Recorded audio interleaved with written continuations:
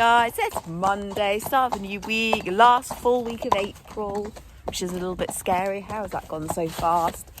Oh gosh, yeah, time's flying by, isn't it? When we were all but a third of the way through the year. How? Honestly, I keep going, I don't know how we were already at this point. I mean, badminton's literally upon us. Are you a badminton fan? Will you be going? I think I say this every year. I don't mind it. It's pretty local to us. It's like, I don't know, 30 minutes away or something. I don't mind it. It's not the be-all and end-all for me if I go or not. If one of my lovely clients happens to have a pass that I can borrow, I will go. But I wouldn't buy tickets for it. I'm not that, desperate to go. So, yeah. Are you off? Are you planning? Are you staying? Are you camping? Let me know in the comments what you're up to. Just out on Coca, and then we've got Morris to the side. Just trying to get away from the midges. I know I keep saying this, but has anyone else got the amount of midges that we have? Just insane amounts. You just can't get away from them, and they are biting the whole time. Like, I can feel them biting me, so they must be driving the horses insane. But yeah, they're just really horrible this year. Like I said, I know it's because of the like we didn't have many frosts over the winter and so on, but when do they go?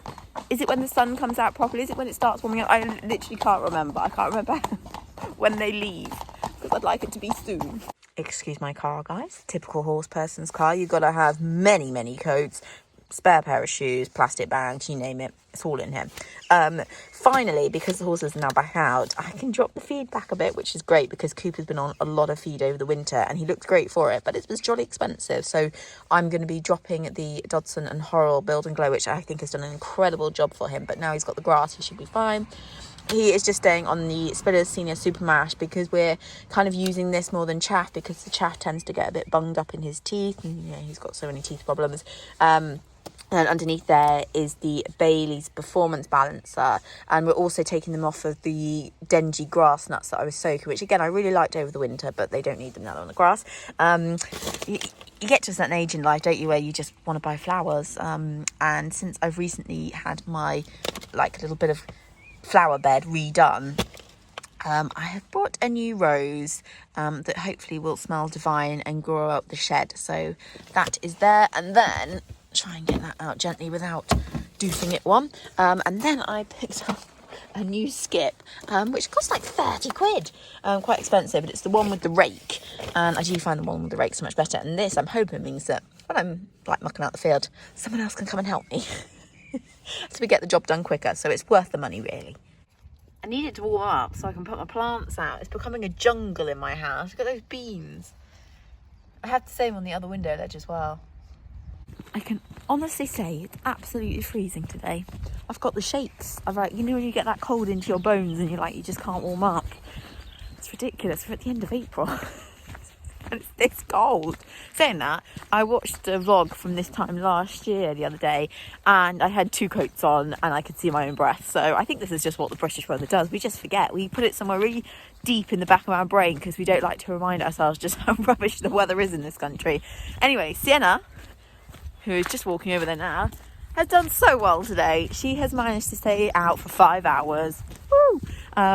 And I'm having a look now to see if it looks messy down here, but I think it's all right. So, yes, that's because it's raining and the midges aren't out. But yes, I'm really pleased. It's been nice because I was at work for a while. It was getting really midgy and I was thinking, oh no, she's going to be galloping around, but it doesn't look too bad out there. So, woo! Hopefully she's settling, and I don't know, I don't really want to hope for rubbish weather, but in this instance, it works in our favour, doesn't it, sunshine?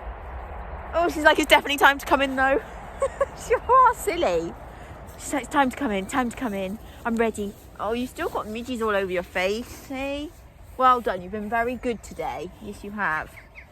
And it doesn't look too turned up, no. She's so funny. So there I was, celebrating the success that Sienna had stayed in her pen, and she looked pretty chilled and she wasn't sweating, and I assumed perhaps hadn't been galloping around. Oh no, she's missing a front shoe. Hadn't realised that until I started leading her in. Yeah, missing a front shoe, so guessing maybe she has been galloping around. Honestly, that mare, she might get out of hacking, but she's not going to get out of working. She can do some pole work and some in-hand work in the arena. She's definitely not having a day off. How long is this going to take to find the shoe? Because you know full well the farrier will come out a lot quicker if you find the shoe for him. They weren't even old shoes either. She's only had them on 2 weeks, I think. Where's this shoe, Mr. Coop?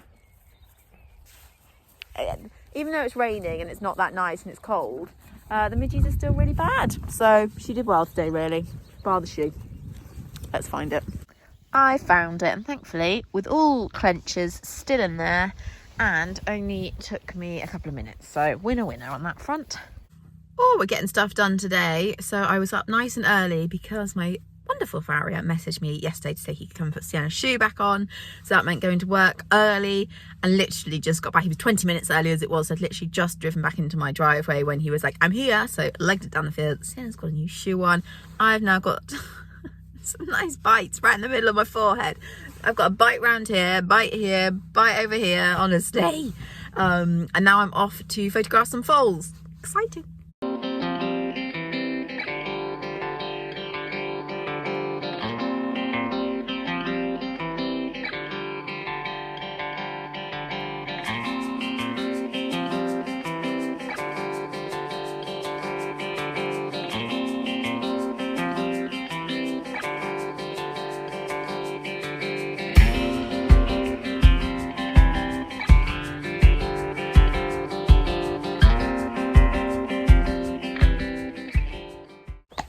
I don't know why I'm looking so red, but I am looking incredibly scruffy and messy.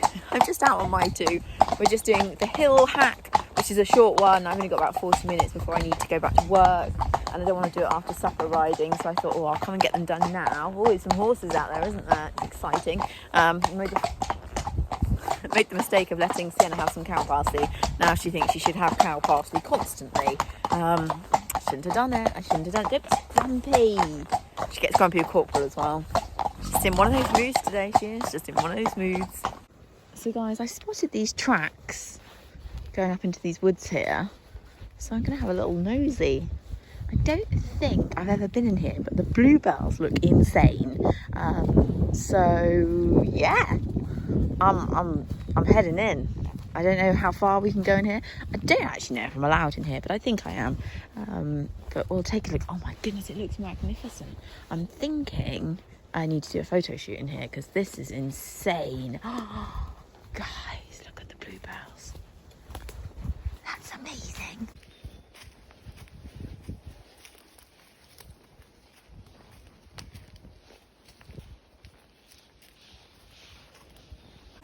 Afternoon, guys. It is a Wednesday and I've just been out for a hack with Miss Sienna here, and only our second hack since I've been back in the saddle. And this time I did actually stay in the saddle a lot longer than last time. So this time I just led her out in hand for the first 3 minutes, and then I got on board down in the village, headed towards the dead end lane. She was quite nervous and she was very tentative. She was sort of walking down the road like she was tiptoeing, I'm just not sure about all this.